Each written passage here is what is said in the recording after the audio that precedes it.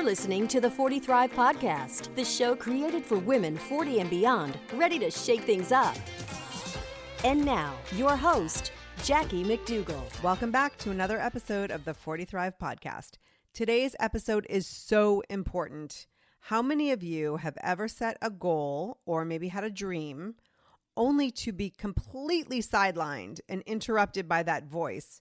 You know the one, she tells you you're too old or you're not good enough. It is a voice that is so strong, she has the power to stop you from even trying. Today I'm talking to Wendy Miller. She is an award-winning writer, producer, major creative powerhouse. She's worked with media giants like NBC, Lifetime, and Oprah. She's also spent over 7 years of head of programming for Playboy TV before launching her hilarious and thought-provoking podcast, Sex Ed the Musical. Wendy and I are about to talk about that voice that keeps us from really living the life we truly want. She even has a whole persona for her voice. You have to hear it. You definitely want to tune in for this conversation because she's got some really brilliant ways to not only quiet that voice, but help you move forward in doing pretty much anything and everything you've ever desired. So before we head to Sherman Oaks, California for my conversation with Wendy, this episode of the 40 Thrive Podcast is sponsored by Find Your Voice Through Podcasting, my personal small group program that will take you from idea to launch in 3 months or less. You could certainly find the nuts and bolts of podcasting through a simple Google search, but my superpower is pulling the very best you out of you, making your show unique and special and stand out from the rest. To find out more about how you can join my summer session, which starts next week, check out the show notes for this episode at 40thrive.com/episode 30. That's 40thrive.com/episode 30. I would absolutely love to help you launch that podcast. Okay, so let's get to today's episode, my chat with the brilliant Wendy Miller. Wendy Miller. Hi. Hi. Welcome back to the 40 Thrive Podcast. Am I in the 3-show club? Is this 3 or 2? 2, but I was on your other show. Oh, that's right. You were on my last podcast. Yeah. You've advanced in the race, I guess, that goes nowhere. Do I get a blazer or do I get a decoder ring or anything? A ham. Oh, great. So for those of you who have been listening to the show since the beginning, Wendy Miller was one of my first guests. Yes. And we talked a lot about sex. Yes. Yes. So if you are over 40 and thinking maybe your sex life is not where you want it to be or where it could be, you want to go back to that episode. I'll link to it in the show notes and check it out because you really tackle some really, I think, important topics that we are all afraid to talk about. I don't know why. It's because we all didn't work at Playboy TV for 7.5 years. But I started out normal before I went in there, and I certainly had to go through a lot of different evolution. And if you just don't think of it as something dirty, but you think of it as something that's self-care, the whole thing shifts. Yeah. We talk about so many of that stuff. Yeah. Go back and listen to that. But listen to this one first. Yes. So, Wendy, I've known you for, 20-something 20-something years. Something like that. We worked somewhere with a big peacock Yeah. in the 90s. Yeah. And I always, and I say this every time I talk to you on the mic and off, I just always looked up to you as someone who is just so brilliant and so talented, so creative. And then we got a chance to work together when you joined my podcast class. That's right. And I realized that you were just as effed up as the rest of us. Thank you. That's absolutely right. Yeah, and I mean that, I mean that sincerely. In that, I always put you on this, kind of on this pedestal, this creative pedestal of she's just so brilliant. And then when I really got to spend that time with you in this group, because the groups are very much come as you are, be yourself. You have to be open, and that's the only way we can connect with each other. But you really were willing to dive into the insecurities, the imposter syndrome, all of the shit that we go through as women, especially women over 40? Well, that's something I'm actually working on right now. It's like, is being more vulnerable. Because I think for most of my career, especially when you're like one of the only women working in a group of guys or whatever, you sort of put on this suit of armor. And I think I had one to begin with. So maybe I had two suits of armor and some chainmail. So I feel that something I'm really working on right now is being more vulnerable and accessible. Because it's hard for me, so I like doing that because that's really all I'm focused on now is doing things that are really hard for me.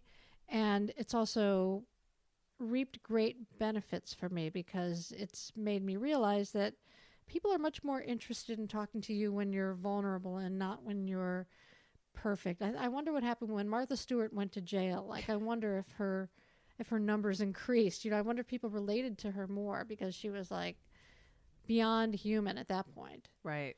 So yeah, but was there something that happened that made you think like, okay, these coats of armor are not serving me anymore? I should be more of who I really am. I just started doing some really serious deep work on myself, and I was working with a an advisor, and we were just talking about just trying to drill down to who I am at my core and at my essence, and everything I realized was that who I am at my core is much more interesting than the person that I'm presenting myself as.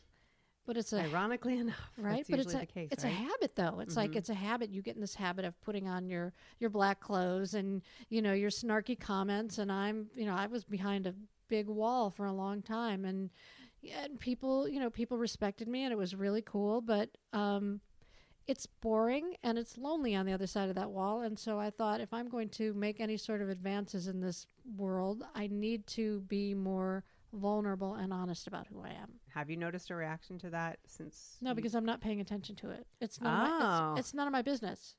How people think about me is none of my business. It's just about me being more honest about myself with others. Right. I don't have a baseline, so I don't know if like people are now 35% more interested in talking to me. Like, I don't know. I don't have any numbers. Yeah, I heard like 4 out of 5 dentists totally find you fascinating now. Exactly.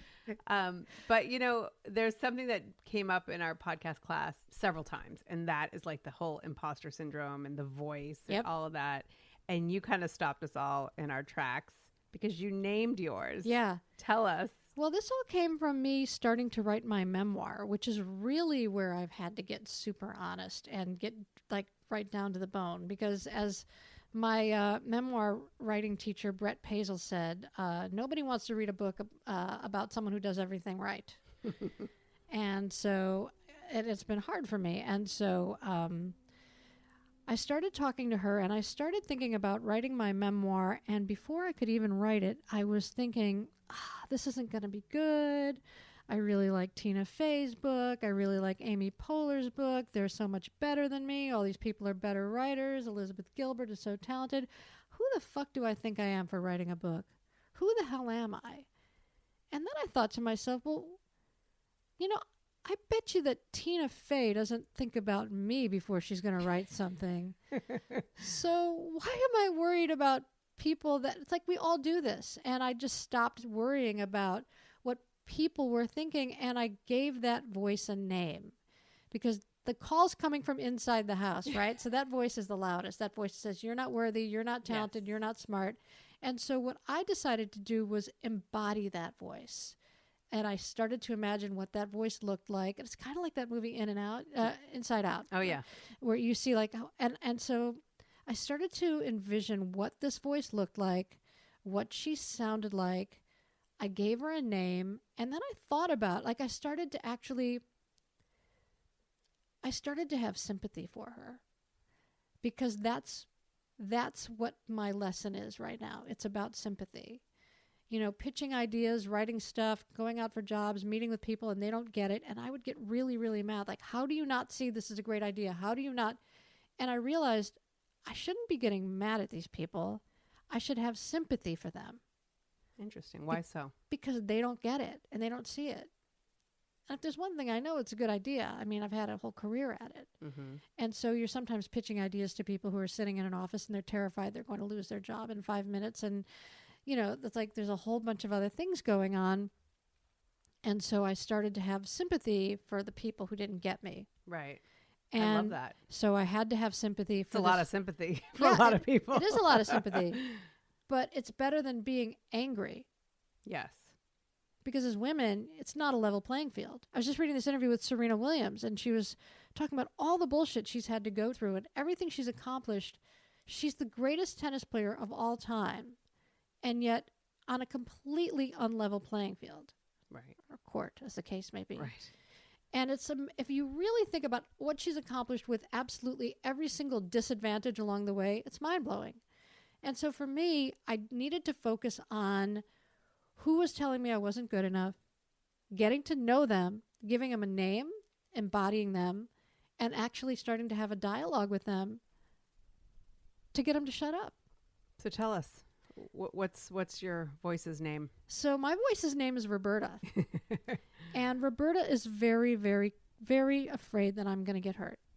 You know, Roberta protects me. Roberta keeps me from, like, you know, trying to repair a light switch with a wet screwdriver while I'm standing in a puddle of water. Roberta comes in handy sometimes. Roberta comes in handy sometimes. But Roberta's job is to protect me, and I think Roberta thinks that I'm going to get hurt if I put too much of myself out there. Hence the suit of armor and the walls that I was hiding behind. Right. That was all driven by Roberta. And so I gave Roberta a voice, and I said, okay, Roberta, I understand what you're trying to do. I understand you're trying to protect me, but right now, I just want to do some writing. I want to be creative. I want to try some stuff, and I need for you to just go away for a little bit, just like a half hour. I'm sure there's somewhere really fun for you to go. Here's some Bed Bath & Beyond coupons. I've got a bunch in my car Right, if she me needs too. more. Not that I go there, but I have the coupon. And just give me a chance to just make some mistakes without you telling me about it. Because I'm not going to get anything done if Roberta's sitting there going, you can't do this. You're not talented enough. You're not funny enough. People aren't interested in you. People don't want to hear what you want to say.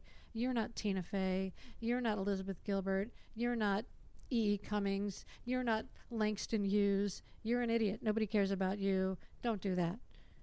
I'm like, okay, Roberta, appreciate it. Thanks for your opinion. I kind of talked to her like she's like a crazy lady on the train, right? It's like, you have to acknowledge. I'm like, thank you very much. I will not sit there next to that ghost. I appreciate that. Heads up. But, you know, for right now, just take a break. And, you know, I'll call you when I need you. And that's the first thing that worked for me. How did you get to that point? How did you even know to get to that point? I just started writing about it. I started because I was working so much and I was trying to figure out what it was that was preventing me from being creative, what it was that was preventing me from doing the work I wanted to do. And this could work for anyone.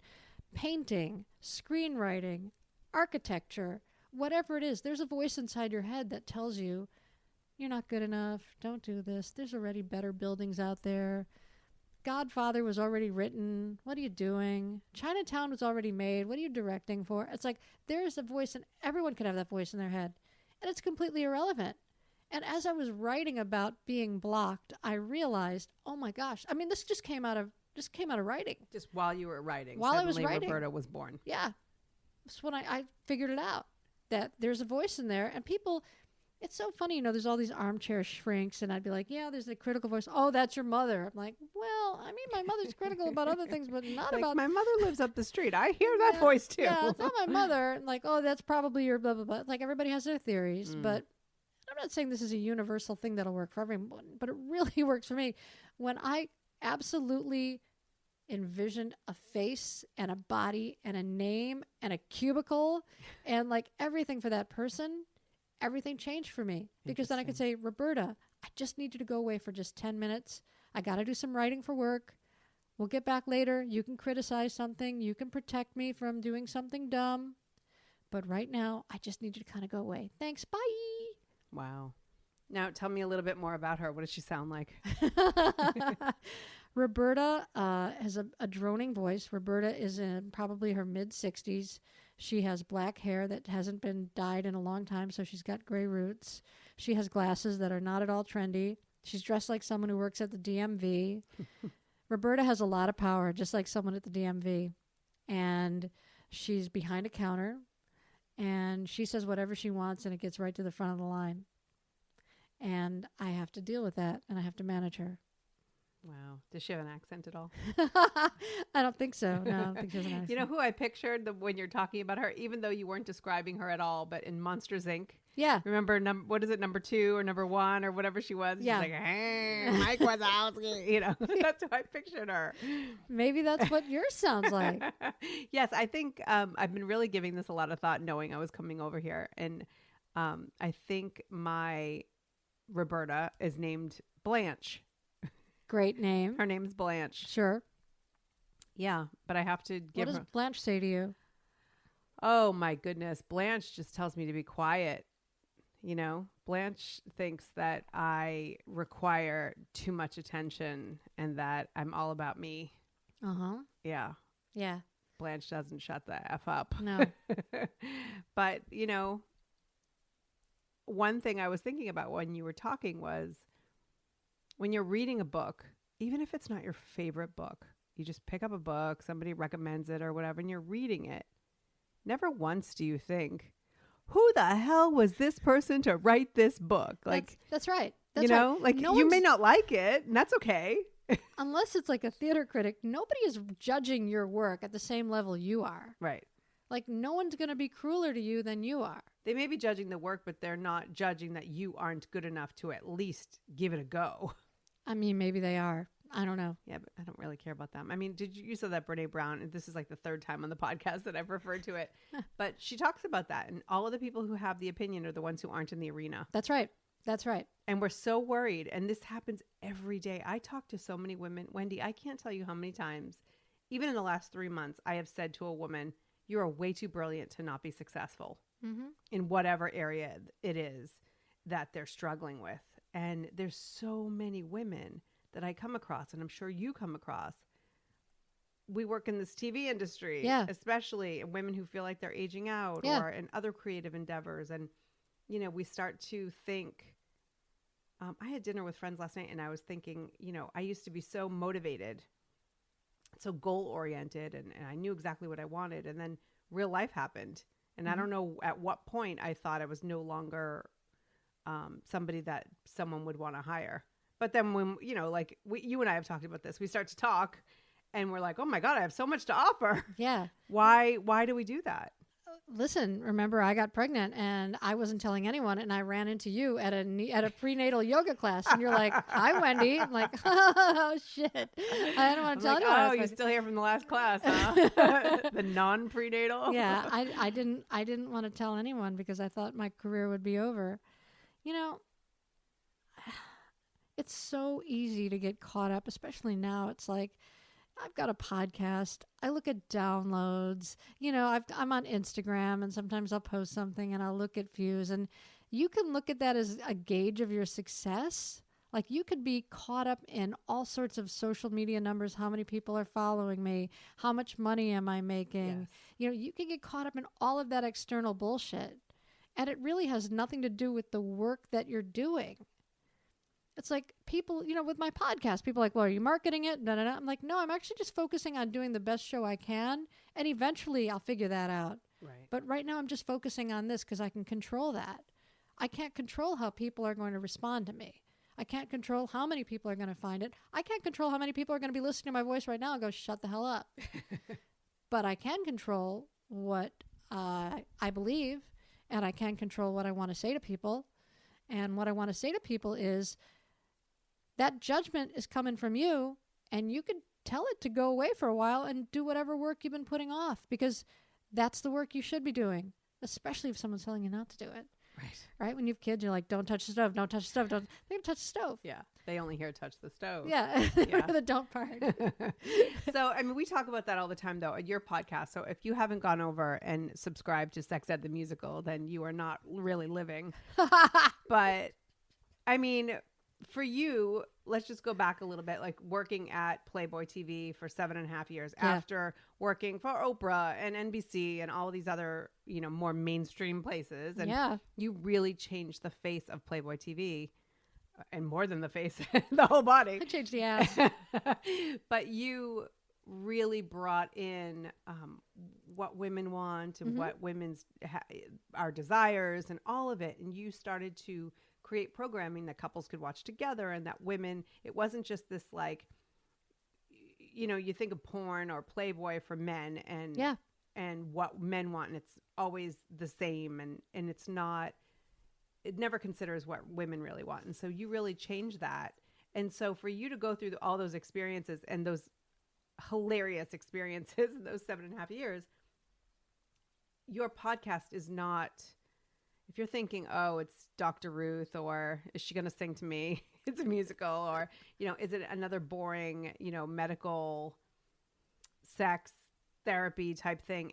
It's none of that. Like, you just bring yourself to it. I feel like there are lots of people out there who, there are lots of people like Dr. Ruth out there, and sex therapists and physicians and all sorts of people who, are in their lane, and that's great. And that's not my lane, because my lane is about my journey, what I learned, and how I'd like to share that with other women like me.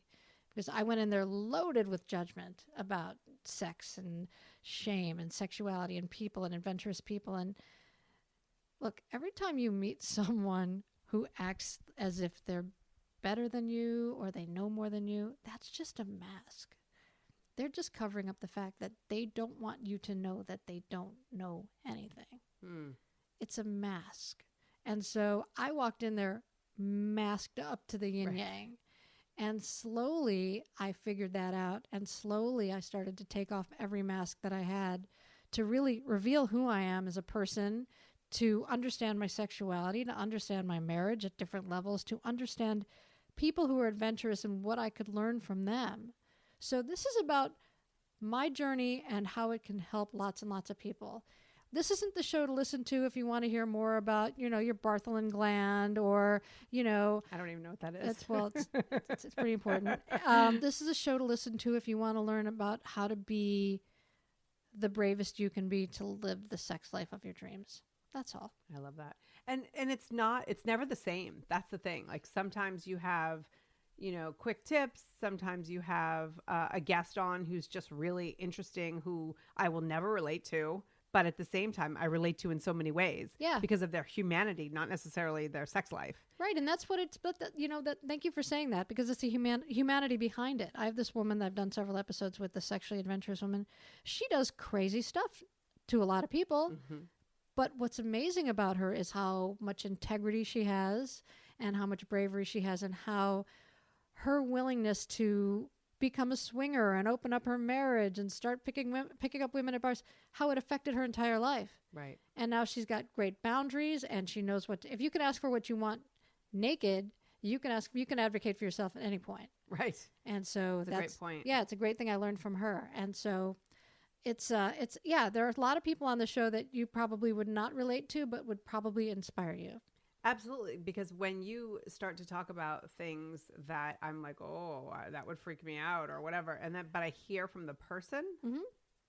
they're no different than somebody who I could sit next to on a bus, or, at the doctor's office or whatever. I mean, they're just your everyday average humans, but they just happen to have these experiences that are quite different. And so I have found too that I have my own programming from growing up, and mm-hmm. things that you and I would be in a conversation, and I would say things out loud and not even be thinking twice about it. And you're like, hold on a minute, let's unpack that.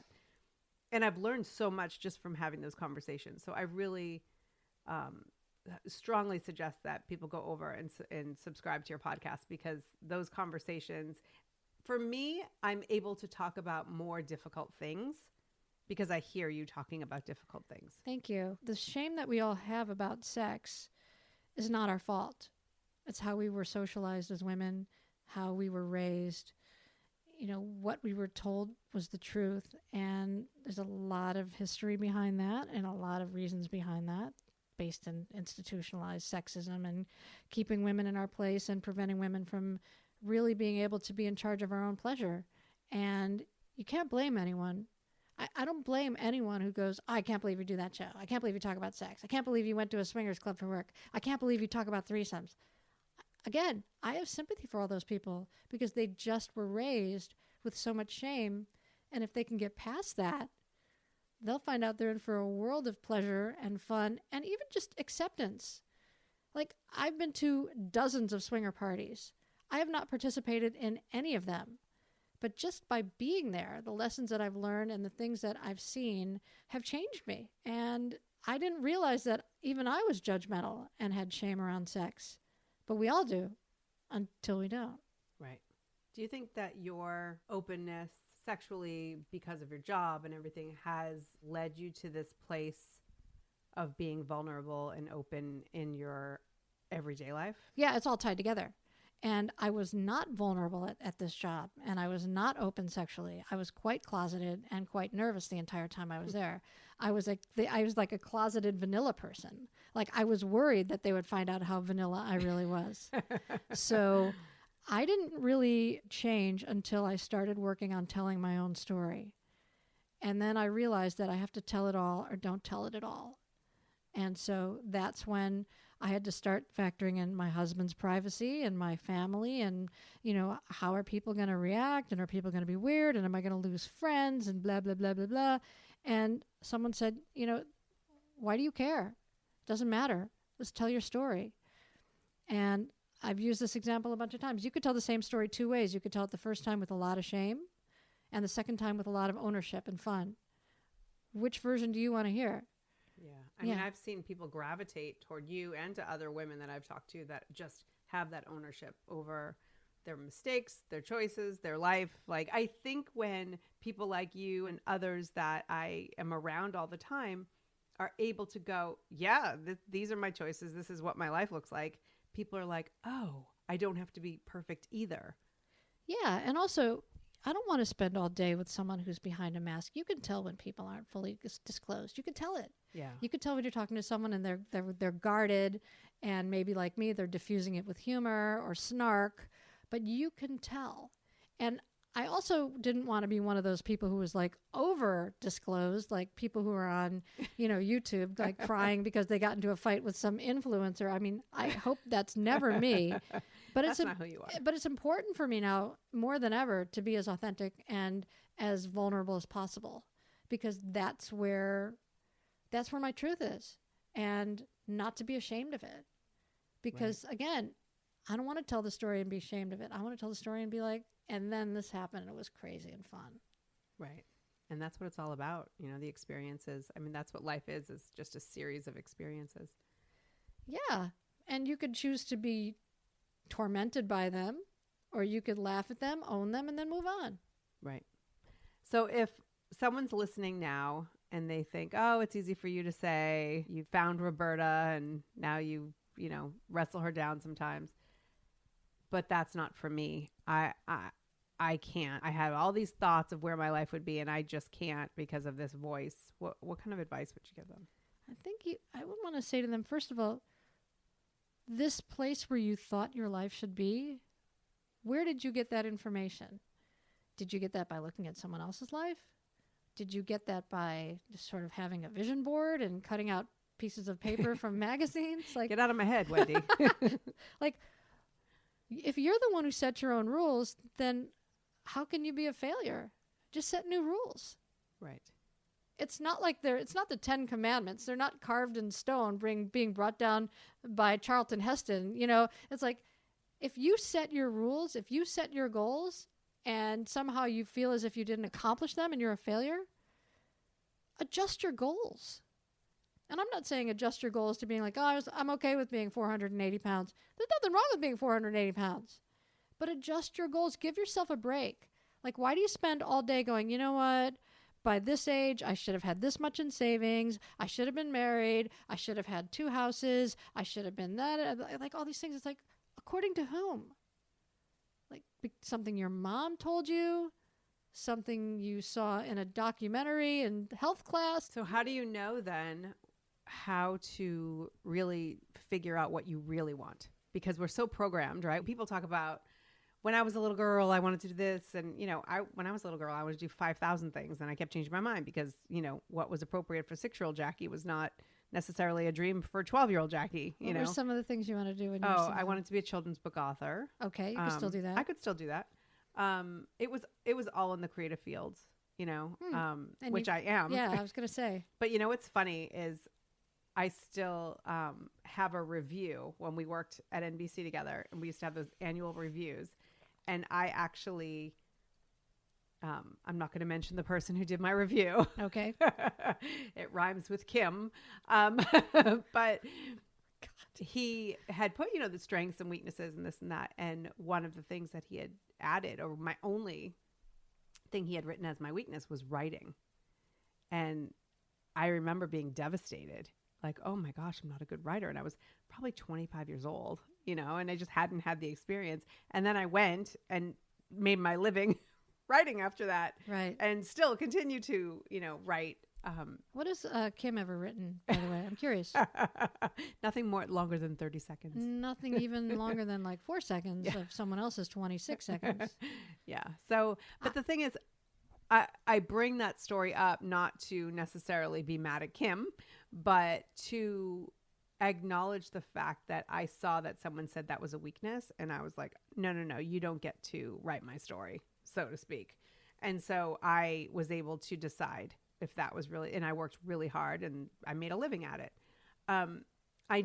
It's funny, I've been talking privately this past week because I've had a few, you know what it's like when you work in a full-time job, and I was moving my way up the ladder and I was doing all those things. Then I had kids and went freelance and, keep innovating. But at the same time, I'm not, if you had looked at the trajectory, I'd be like, president of a company at this point, which I am not.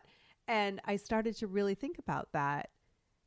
And I realized that one of the reasons, and I've never talked about this publicly, but one of the reasons that I didn't go in that direction is because my programming, my belief, like to my core, was that I couldn't do that and be a good mother. And so I, in some ways, completely sabotaged my career so that way I would be seen as a good mother. Even though I see women all the time who are, it's not like I have these same feelings for other women.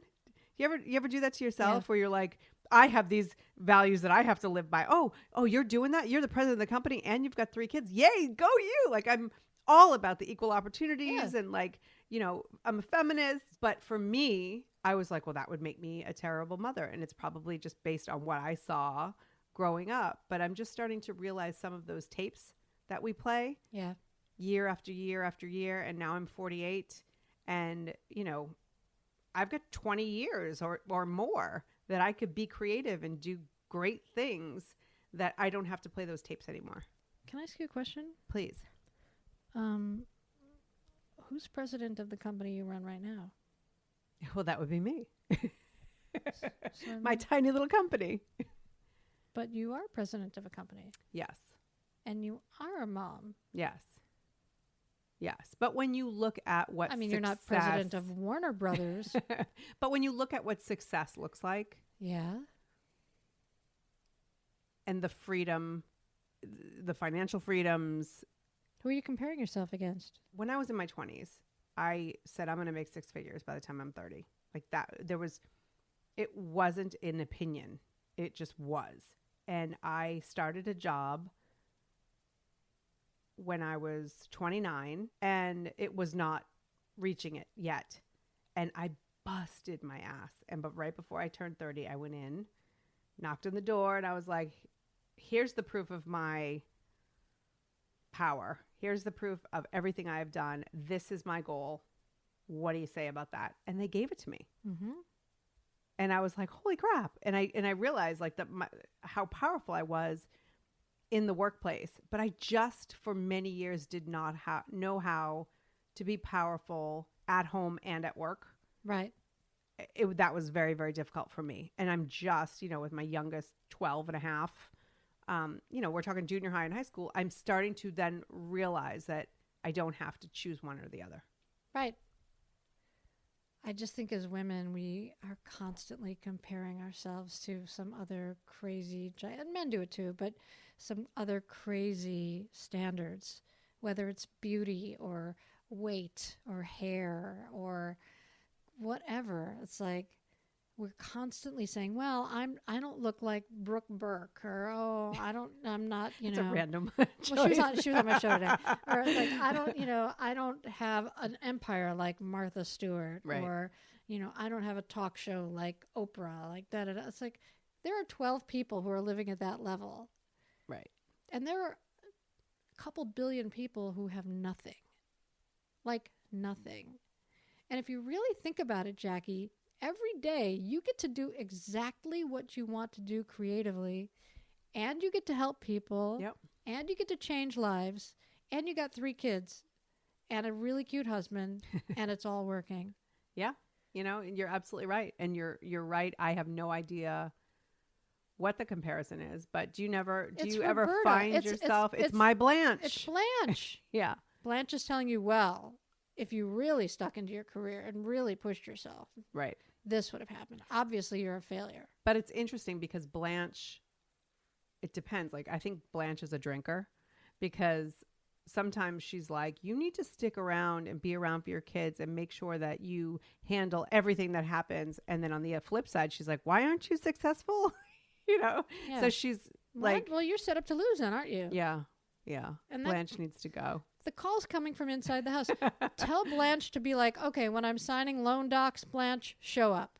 Right. When I drive into Just Tires and they try to sell me 4 new tires for a patch, I need you standing behind me, Blanche. Right. But when I'm really focusing on what I've accomplished in my career and what I'm currently doing, shut the fuck up, Blanche. Blanche isn't serving you. I think that's the thing. It's like, I need to put Roberta in a place where she's serving me, not where she's harming me. Right. Appreciate her. Yeah. She keeps me safe. For what she does. She just gets a little overzealous. Right. It's the same with Blanche and Roberta in that when you need them, call them. Yeah. Don't call me. I'll call you.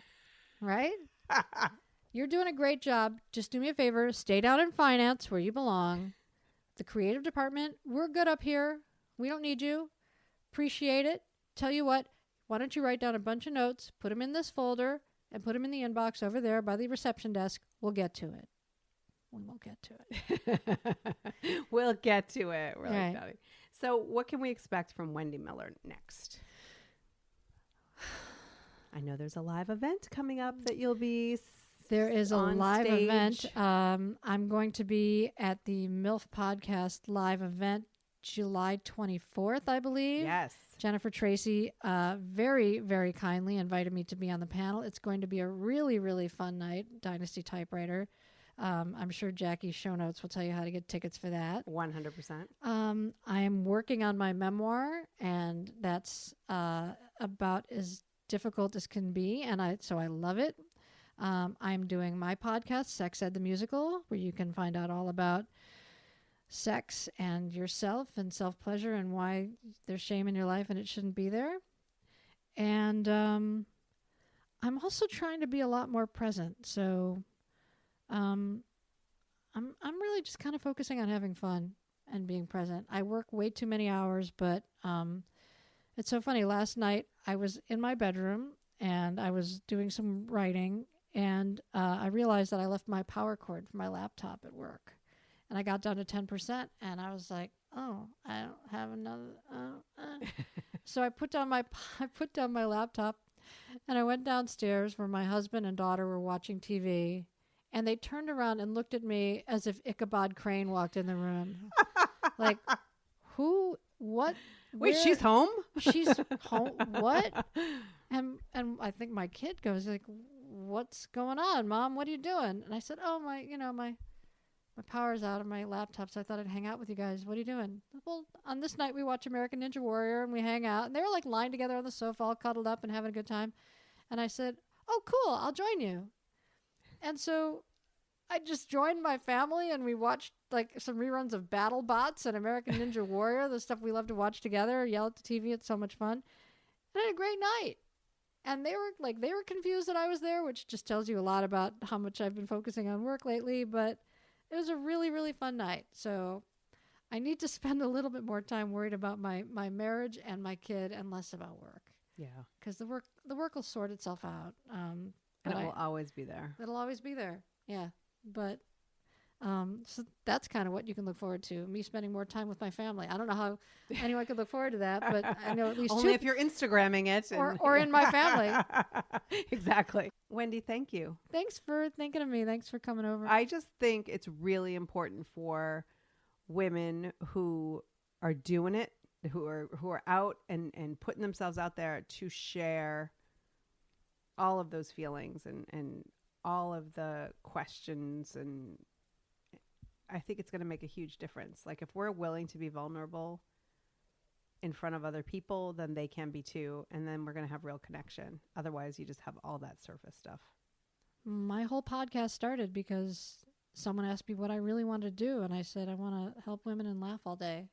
Those are my goals. And maybe she said, don't you want to make money? I'm like, oh, yeah, of course. But my first two goals were to help women and laugh all day.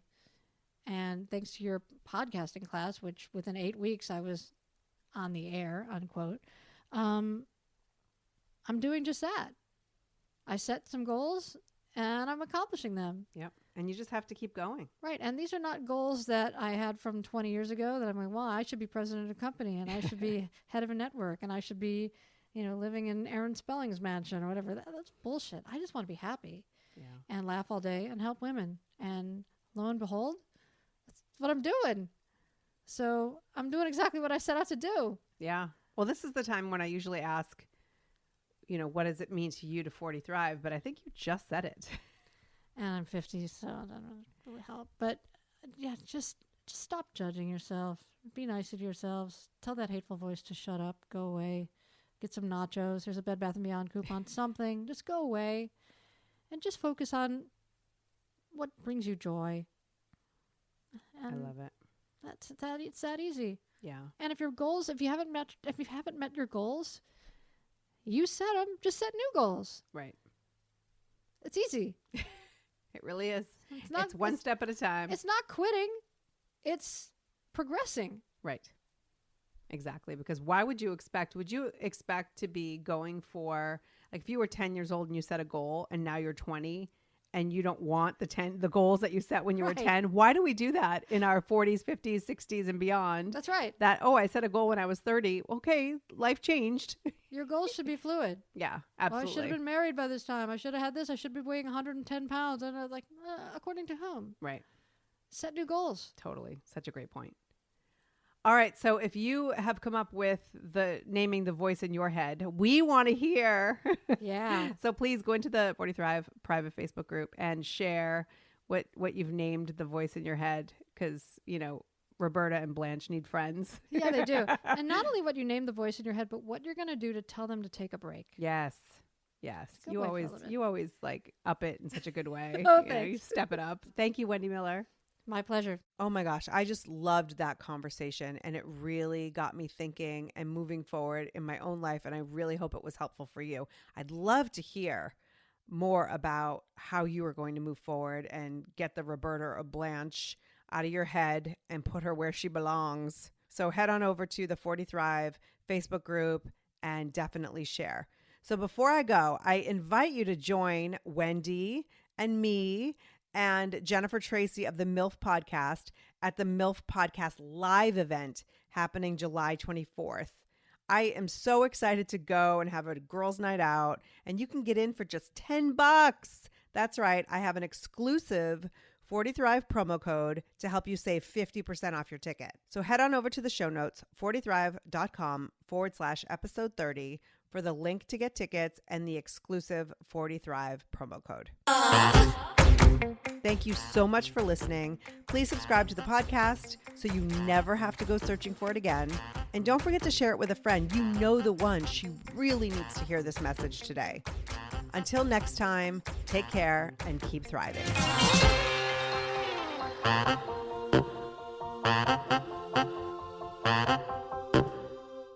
Spring has sprung, and with the change of seasons, sometimes comes an increase in vitality.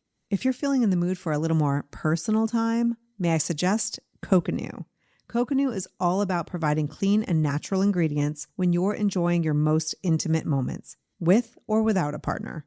Naturally safe products developed by people who are obsessed with quality. Get 15% off with promo code GROWNASS at grownasswoman.guide/Kokanu. That's 15% off with promo code GROWNASS at grownasswoman.guide/Kokanu.